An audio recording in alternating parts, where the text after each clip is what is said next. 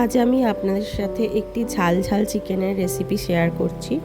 এই চিকেন রেসিপিটা বানানোর জন্য আমি 1 কেজি 250 গ্রাম চিকেন নিয়েছি, আর ওই 200 গ্রাম মতন টক দই দিয়েছি, আদা রসুন বাটা, মরিচ গুঁড়ো এবং লবণ দিয়ে খুব ভালো করে 30 মিনিট ম্যারিনেশন করে রেখেছি।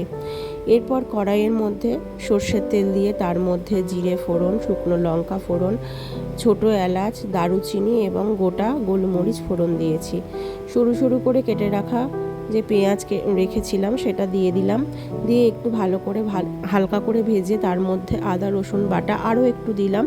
ম্যারিনেশনের সময় একটু আদা রসুন দিয়েছিলাম, আর এখন একটু দিলাম। এরপর লবণ আর টমেটো দিয়ে ভালো করে আরেকটু নাড়াচাড়া করলাম। করার পরে এর মধ্যে হলুদ গুঁড়ো, লঙ্কা গুঁড়ো, ধনে গুঁড়ো এবং 1 চামচ জিরে গুঁড়ো দিয়েছি।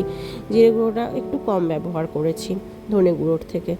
এরপরে আমি ওই ম্যারিনেশন করে রাখা চিকেনটা এর মধ্যে দিয়ে খুব ভালো করে চিকেনটাকে কষে নিয়েছি এবং চাপা দিয়েছি। চাপা দিয়ে রাখার খানিকক্ষণ পরে দেখলাম বেশ ভালোই জল বেরিয়েছে এবং চিকেনটা অনেকটাই সিদ্ধ হয়ে গেছে।